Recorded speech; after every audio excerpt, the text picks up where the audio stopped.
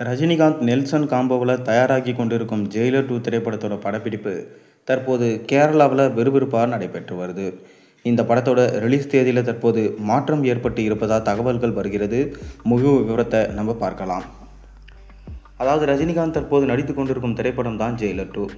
Nelson இந்த படத்தை இயக்கி வர, அனிருத் இந்த படத்துக்கு இசையமைச்சிட்டு வராரு.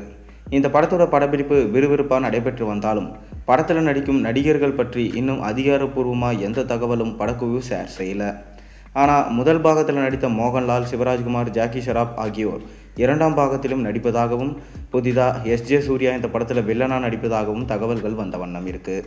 அது மட்டும் இல்லாமல் பாலகிருஷ்ணா இந்த படத்தில் சிறப்பு தோற்றத்தில் நடிப்பதாகவும் சொல்லப்படுது.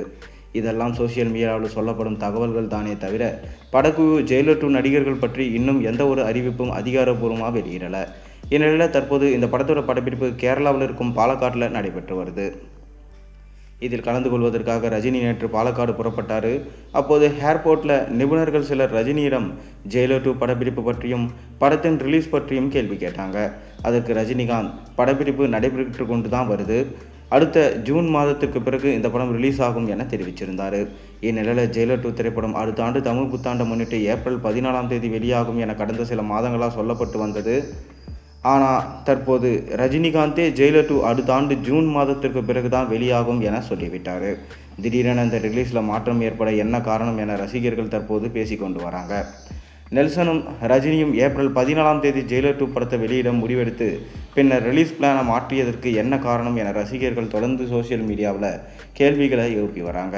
இந்நிலையில் முதல்ல ஜெயிலர் 2 ஏப்ரல் மாதம் ரிலீஸ் ஆகுது என இதுவரை இந்த படம் சம்பந்தப்பட்டவர்கள் யாரும் தெரிவிக்கல. சோசியல் மீடியா மற்றும் ஊடக செய்திகளில் தான் ஜெயிலர் 2 ஏப்ரல் 14 ரிலீஸ் ஆக வாய்ப்புள்ளதாக சொல்லப்பட்டதே தவிர படம் தொடர்பான யாரும் இதனை தெரிவிக்கலை. இது ஒரு பக்கம் இருப்ப, மறுபக்கம் ரிலீஸ் தேதியை லாக் செய்துவிட்டு படப்பிடிப்பு நடத்தினால் கூடுதல் அழுத்தம் ஏற்படும். ஜெயிலர் படம் முதல் பாகத்தை ரிலீஸ் தேதியை லாக் செய்யாமல் படப்பிடிப்பை நடத்தினாங்க. ரஜினி நெல்சனிடம் டைம் எடுத்துக்கோங்க, எந்த அவசரமும் வேண்டாம், படம் சிறப்பாக வந்தால் போதும் என கூறியதாகவும் சொல்லப்படும்.